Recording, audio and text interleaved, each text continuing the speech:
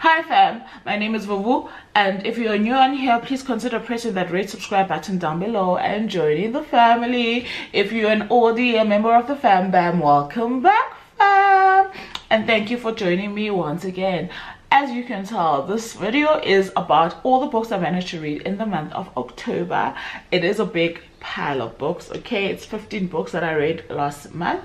So if you are keen on any of that, do brew yourself some tea and have a sit down and let's chat about these here books. I'm drinking Orange Chamomile by Camille, which I absolutely love. I absolutely also love this tea bag. Oh my goodness, like it's a work of art. It's so cute. Anyway, I don't know if this is even doing it any justice. I digress. So if you are curious, please do stay tuned. So Vena _reads is an amazing book reviewer, also YouTuber. She reviews books on YouTube, and if I'm not mistaken, she also has a blog as well. So please, if for your connection with literature, get in touch with or follow at VUVUVENA_reads. She is based in South Africa, and I think it is also extremely important to follow literary content creators who are based outside of the West and in continental Africa, because they do a really good job of bridging the gap. We appreciate you, Vuvu, for bringing us Turning Pages and for bringing us your BookTube channel. You know, this is a chance for people to actually see some people that I really enjoy. Please consider pressing the red subscribe button down below, and if you're a returnee, welcome back fam. Vuvu, you're amazing. Thank you so much for your time. Ooh. Okay, so I read 15 books. 1 2 3 4 5 6 7 8 9 10 11 12 13 14 15 books. I'm just double checking, right? 6 of them were digital, 2 were just audio, and the other 4 were from my Kindle. But I will not be showing the books off my Kindle because if you guys saw my TBR, I did mention that my baby is giving me issues these days, and I suppose it's also because I do use her a lot and she is a refurbished little mean machine. But when I have to go from one book to another, like you're used to pressing your phone, right? And then when you press this thing, you have to learn P for patience. And when I'm recording, because of my battery, etc., I don't have the P for patience to go through that. So I will stick up every digital book that I will talk about on here. Talking of which, let's start with the audiobooks that I listened to via Everand with the kids, which are kids books. The first one. Sorry, I have to grab my phone because I have to look at ratings and stuff, right? Off of my Storygraph. The first one we picked up was Funny Kids Stand Up by Matt Stanton, and this one is kind of like in the vein of your Big Nate stories, right? And it wasn't hilarious for me, but it was quite entertaining, let me put it that way. We follow a child who really thinks that he's the funniest, forgot what his name is, thinks he's the funniest kid since sliced bread, and enters a competition in his town for him to be able to be crowned the funny kid. And during this time, there are other people who have entered the competition, but most especially a clown that seems to drag him down as he's trying to make people laugh, which he fails at dismally because he's more attuned to this clown trying to spoil his mojo basically. And in the midst of all of that, his granddad goes missing, and one thing leads to another, and we discover a few things about this here clown child. And it obviously, being a kid's book, it has a very happy ending, and he does find he's funny, because I feel like this kid at the start was definitely not funny, but as the book goes on, he does find he's funny. And I think that there's a message that is really resounding for me, for kids in here, in the sense that you need to sometimes let go of trying to be something and allow it to come through you. I don't know if that makes sense, right? So instead of always trying to be good, just be good. I don't know if that makes sense, but I feel like that's one of those messages in here. Instead of trying to be funny, going out of your way to kind of like curate jokes that you think people should laugh at. Just be funny, people will laugh. Just be good, you know, just be kind. Don't try to be kind, just be, you know. Anyway, I ended up giving that one a 3-star. And then definitely in true school run in the Vena car film, we did listen to, sorry, it sounded like it was raining. We did listen to Big Nate, and this time around we listened to Big Nate Lives It Up. And I've told you guys, I think if not once, twice, about the Big Nate series, so we still enjoy him. Absolutely love what Lincoln Pierce is doing with that series for kids. We ended up rating that one a 4-star, right? So those are the 2 audiobooks that I listened to. So the rest of them are from the Kindle, but let's start with some physical books first.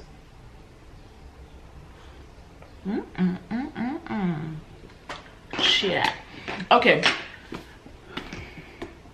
I picked up She Is a Haunting by Trang Tang Tran because I wanted to read something spooky for spooky season, right? And in this one we follow Jade Nguyen, right, who has gone to visit her estranged father in order for her to be able to secure some funds for college.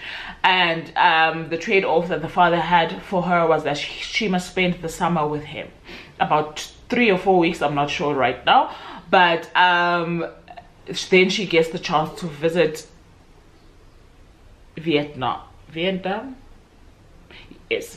for the first time.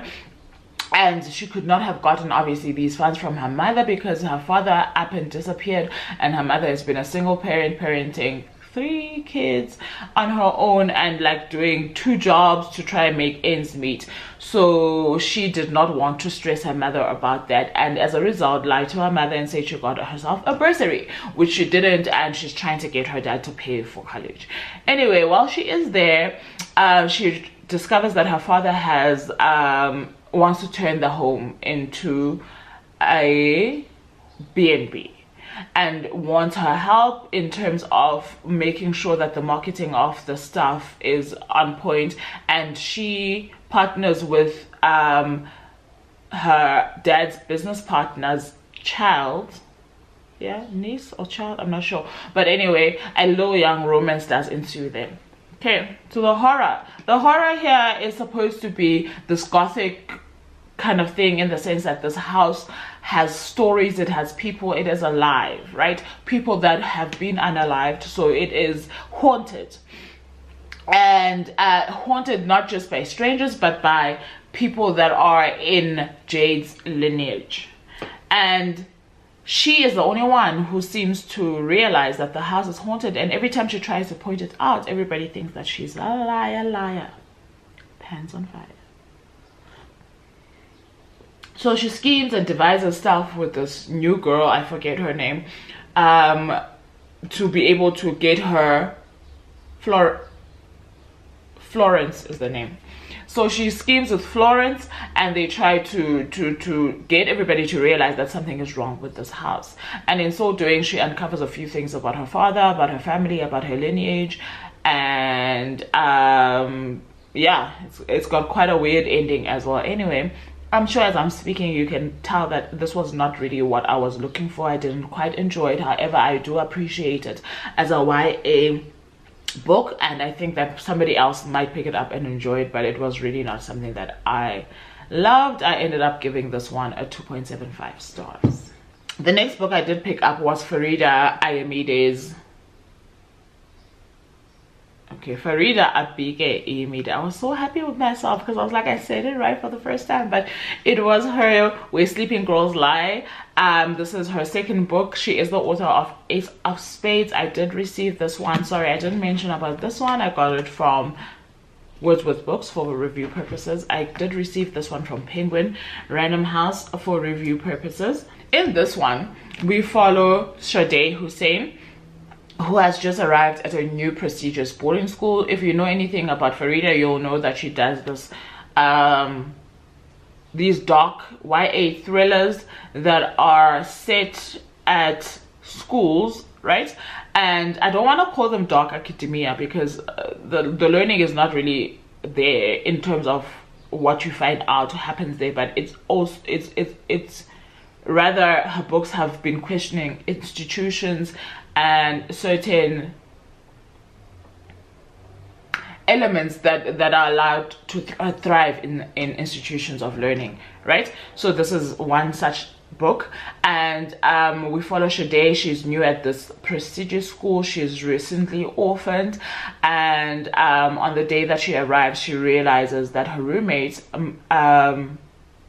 knows something about something weird that's going on in the school. And shortly after her arrival, her roommate goes missing. However, it takes Sade a little bit of time between her and her roommate's best friend to discover that the roommate actually left her secret clues hidden in the walls, hidden in the people that surround her as to her whereabouts and how she ended up going missing. It is a thrill. It is a great ride. It is very well written. The characters are complicated. The story rounds up very well, and we get to learn about these secret societies, especially male dominant secret societies in these elite schools, and what kind of damage they can potentially have on the lives of young people, including those who are participants in these societies. And Sade, when she enters the school, is also carrying her own trauma, right? And it's unclear, and I love the fact that Farida writes it in that way. It's unclear whether some of her internal dialogue is on issues that are currently happening or issues that had previously happened.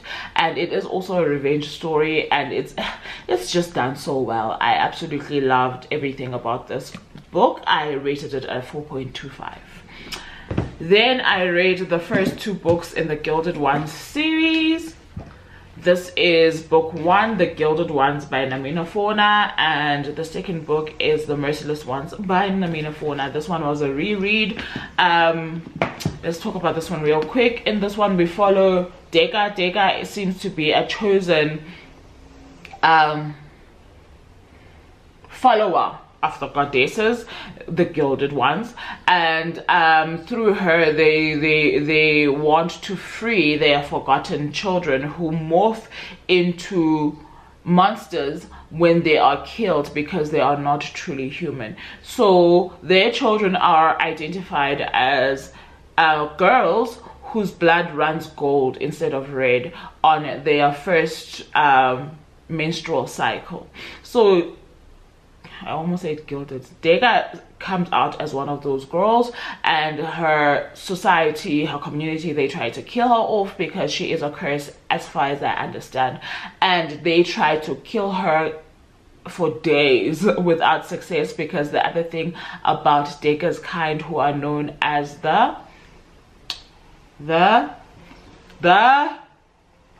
it doesn't want to come to my head. Come on now, come on. What is that? What are they called? Oh, that breaks my heart. What are they called? What are they called? What are they called? Anyway, we'll just say Dega's kind, please. What are they called? Anyway, they're not easily killed, and there's only one way in which you can kill them, but it's a different way for each of them, I suppose. Anyway, she goes off. She's taken away by a lady called White Hands, who takes her away to a training ground where she is filled with people that are like her, who are training for an upcoming war that they know nothing about. And the real issue that they are fighting against in their land is something that they call the Death Shrieks, who seem to be trying to kill off these people as well as human beings. So that's all they train for, and it turns out that Deka has special powers against these death shrieks, to the extent that, unlike everybody else, she can hear them when they shriek and knows exactly what they're saying, only to find out that Deka is a special human being known as the Nuru, and she has a special task on her hands. As she goes off and tries to accomplish this task, and everybody's on her side, including the Emperor, it turns out that we don't know much about what we think we know. Anyway, obviously, because it is a YA fantasy, there's a battle scene, there's a whole lot of misunderstanding, mistrust, etc, etc. And when this one ends, Deka is in front of the Gilded Ones, the goddesses, right? Then I picked up the second book, which is called The Merciless Ones. In this one, we just discover that the Gilded Ones, if I can summarize it, the Gilded Ones are not who they say they are, and there's another group of gods this time around, because it's males, and they are known as the Merciless Ones, and they've got their own little followers and their own special people, but Deka seems to still be the very most special of them all because of how she came to existence. And now the Merciless Ones are fighting with the Gilded Ones for ownership or control of Deka for their own indulgences, and obviously that becomes a big fat mess, until at the end of this one, Deka decides she's gonna go on her own path with her friends to try and end this misery upon her land, right? So that one then happens on the third book, called The Merciless Ones. I just want to give you my rating. I rated the first book at 3-star, and I rated this one, I think, at 3.5. This one was a 3.5 only because the shock and the horror were really shock and horror, but otherwise I really don't think the books, this type of YA fantasy is truly for me, and I'm very hurt because this battery is flashing, chat. But I'm gonna push until I can't push no more. So I picked up When Harry Was Here by Dustin Dow. In this one, we follow Eric, who has lost his best friend, who was also his potential BF, as in boyfriend, and how he goes about dealing with this grief. It did remind me a little bit of Before the Coffee Gets Cold, and that element was displayed when Eric started seeing Haru, who isn't the best friend but a random guy that he met on a school trip. But the meet cute on this one was spectacularly done.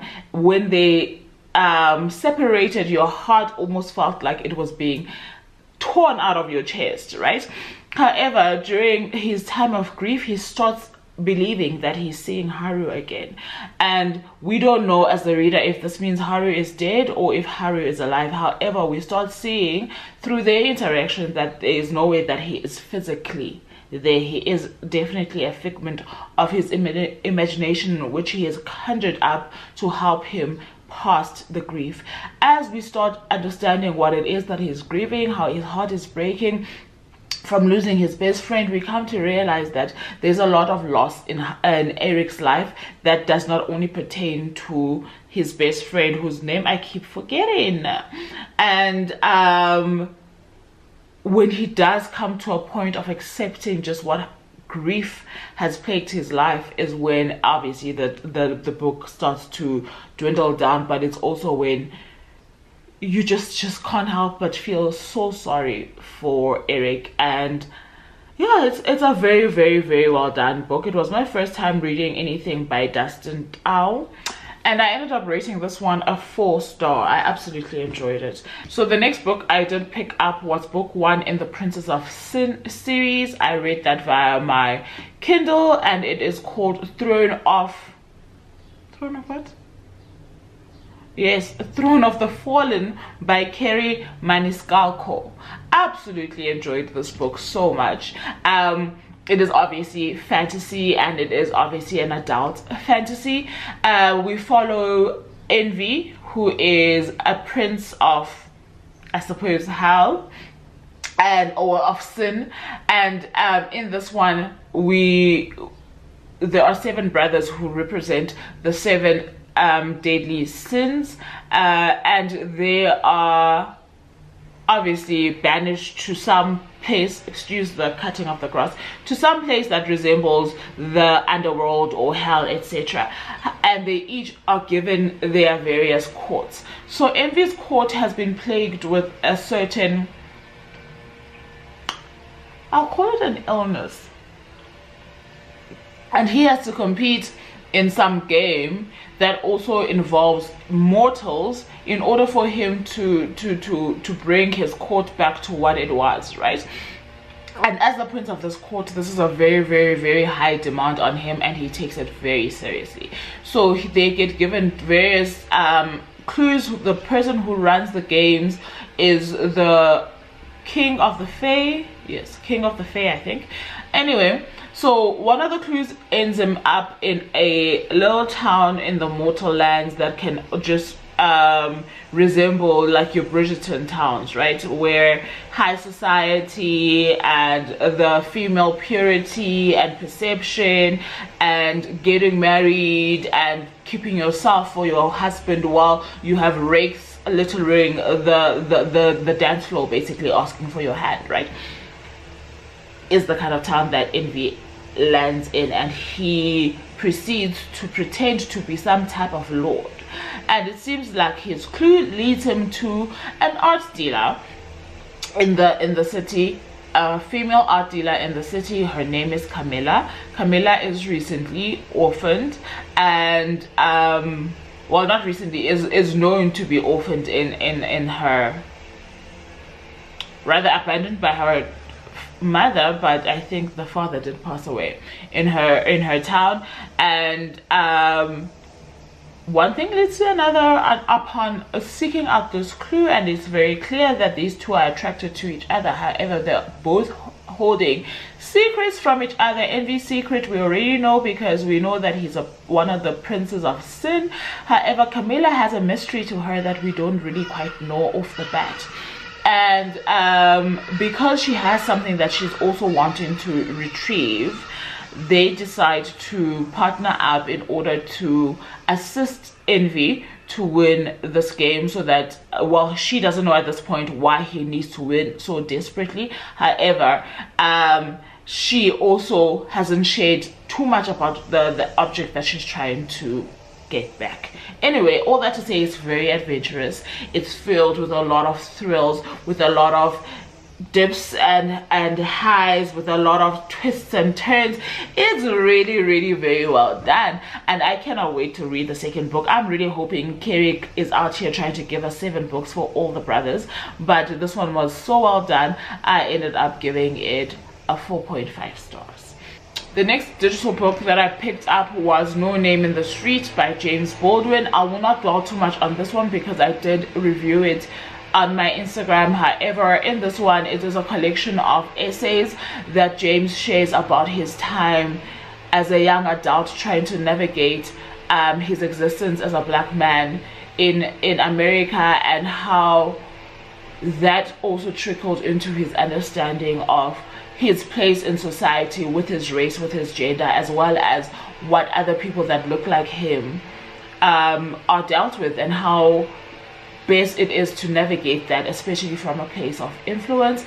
It does have a lot of thought-provoking essays in there, and I absolutely enjoy that type of I'll call it memoir, in a way where you get to be given a certain period in somebody's life and their musings about existence, about their existence, and about the existence and injustices of the people in their lives.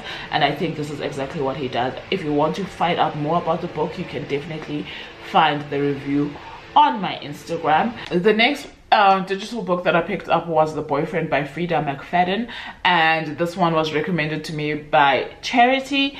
In this one we follow, it is obviously a thriller, we all know what Frida is about, and in this one we follow Sydney. Sydney is a single girl in her early adulthood, and she is just looking for love. We meet her as she is on a date with the worst kind of person ever. This worst person then ends up being some kind of stalker towards her. However, a gentleman saves her on that night, and now between this gentleman, this stalker, and Sydney, a lot transpires where you are questioning who's who. The story is told from two point of views, the said gentleman and Sydney. And what I would say that Frida did very well is that she doesn't give too much away. So because of that, she gives you something, right? So you keep holding on, but because she doesn't give you too much, you're always sitting there second guessing, could this be the villain? Could that be the villain? Is this what Sydney's gonna do? Is this what? And the thing is, that's what keeps you at the edge of your seat. This, like I'm saying, was my first Frida McFadden. People who have read her, don't rate this as the best book, because obviously The Housemaid is all the buzz. However, I enjoyed this enough for me to give it a 3.75 stars. Okay, then the last digital book that I picked up was a NetGalley book called The Book of Witching by C.J. Cook. And I did, like I was saying, try out in my efforts of trying to get myself into a spooky reading space while seeking out, like, you know, spooky books. In this one, we follow a woman who was accused of, okay, so it's told from different time periods, right? I think the first one is in the 1500s, and then the next time period is in the 2024 to be exact, right? So in 2024 we follow Erin, and then in 1594, I almost want to say it was, we follow a woman who has been accused of being a witch. So the story does start in the 1500s, where this woman wakes up in the middle of the night and finds her kids are not in her bed. When she goes out to find out where they are, because their father is out of town, she sees them chanting around a fire with some of the village people, including her mother, and she sees them being handed over a book. This book is known as the Book of Witching, and in it, it stores all the fears of the world. And for you to register into this cult that seems to be running around this fire, you have to scream into the book, and it will store all of your fears. So she sees her kids doing this, and she is absolutely devastated because she once did this, and realized that this is not the path that she and her husband wanted to go on, and she kind of cut herself off of this. However, the people that belong to, there is a name for this, I keep calling it a cult, to this cult, I forgot the name, have certain gifts to them. There's certain things that they can do. So for example, this particular woman is gifted in remedies, in creating things that heal as well as things that could damage. It is for this reason that she ends up being on trial as a witch, because she is falsely accused of trying to put a spell and unaliving one of the prestigious members of her society, which when you read the book, obviously you realize that she is being framed for. Jiggy. Meanwhile, in 2024, we see Erin. Erin is a new adult who happens to have a child, but this is as a result of joining, is it the Takira, the Takora, the obviously it's not the Takira, but it's the Tankora,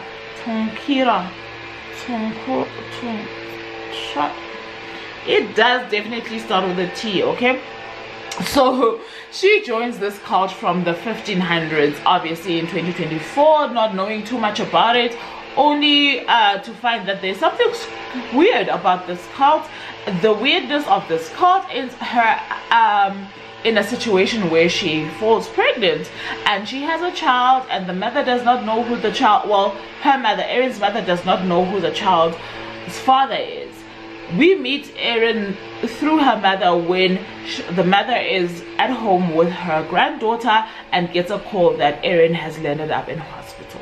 In hospital, Erin is fighting for her life as she has the worst degree burns. I don't even know what the worst level of burns you can get. And it seems like Erin and her friends had gone out, well, got away hiking in the mountains for the weekend, camping, etc. And it looks like this was a ruse, because Erin's boyfriend is now dead, one of the friends is missing, and Erin is in this condition. So now we get both perspectives that lead us to how Erin ended up being the way that she is, as well as what happens in the woman in the 1590s. This book for me is written in the similar style to Wayward by where is it? Wayward, my favorite book of last year, and now I've forgotten, by Amelia Hart. However, even though the manner in which it is written is the same, I don't feel like the story flows just like Wayward did. And anyway, as a result, I ended up giving the Book of Witching 3.75 star. I did enjoy it though, I don't want to lie. So whenever you see me rating anything above a 3, you must know that I had a good time. So that's it with the digital books that I read. So I'm gonna go back and hop on to the physical books that are left. There's about 4 left. Let's pick this one up first, and this one is Wolf Song. Feel like I'm going to scream because of the leaf blower. Oh, I hate it so much.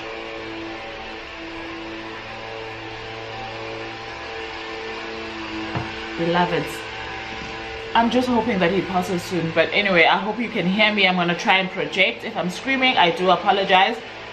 So this is Wolf Song by TJ Klune. Absolutely loved this book, and I hate that I can't scream and tell you just how much I loved it, because there's a noise. Okay, I think they're done, or at least done in my area, because sheesh.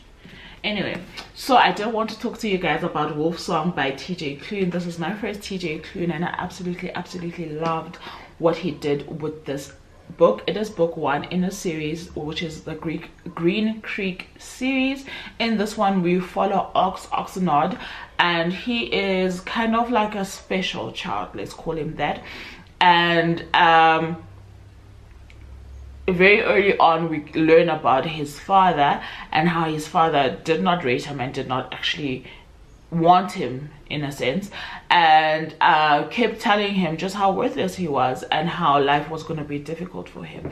One day his father decides he's going to leave, and as he leaves, he insists and tells Oxnard that now he is the man. And at this point in his life, Ox is only a teenage boy, and he basically disappears and leaves Ox with his mother, and they are basically battling to make ends meet. So Ox decides he's going to join, or he's going to go and ask for his dad's old job in order to help his mom continue basically taking care of them. So he does get this job, and the dad was a mechanic of sorts.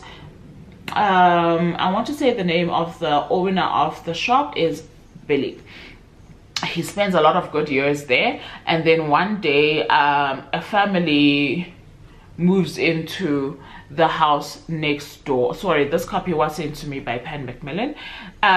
Moves into the house next door, but because of how the living arrangement is, like next, it's kind of like farmlands, man, if you understand. So next door is a pretty far distance. Anyway, they move in there, and they have a young boy who instantly takes a liking towards Ox. And yes, everybody else in that family absolutely loves him, but you can tell automatically that there's something different about this family. And the young boy, because I suppose he's not trained to keep certain things a secret, keeps leaving us what you call them, Easter eggs, and we end up figuring it out. I see my battery flashing again. I think this is me trying to wrap this up. Absolutely love this book. I will be doing a proper review on it on my TikTok, and I ended up giving it a 5-star. It is a queer lit book. The next book that I did pick up was The Ashes and the Star-Cursed King. This one I absolutely loved. It's book 2 in the Nyaxia series by Carissa Broadbent, and I will also be reviewing this one on TikTok. I got it from Pan. The next book I picked up was Rubies and Rain, which we'll be chatting about soon with the book club girls, and this one I got from NB Publishers, and it is a Busekile Khumalo novel. And I just want to tell you, I gave Wolfsong 5-star. I gave Crowns of Nyaxia second novel a 4.5, and I gave Rubies and Rain a 4-star. I will definitely review this one for you guys as well, because I reviewed the first one. The last book, I'm so sad, man. I'm really so sad because I absolutely loved this book. The last book I want to share with you guys is this absolute thrilling love story romance that I got from Pan Macmillan. It is called I'll Look For You Everywhere. One thing that I will tell you before the spreadsheet goes is that it is one of those romances that will stick with you because of how it ends. You don't really necessarily get a happy ending, but it's also not sad. The maturity of the characters in this book and how they navigate their own darkness and know how not to go in with that darkness into relationships, the betrayal of family, the intensity of friendships. This book has so many good things in it. It is by Cameron Capello, and I absolutely loved it so much. I gave it a 4.5 stars. I'm so sorry to rush that a bit. I don't have any more time to wait for the battery to charge. However, if one of these books was on your TBR, please do let me know. And definitely the 5 stars, 4.5 stars are the ones that I would say start with first. If you made it this far, please can you give me an open book for further reading this year, so that the reading gods can give us a little bit more energy to read more books. Until next time, I truly do love you guys for choosing me. Bye for now.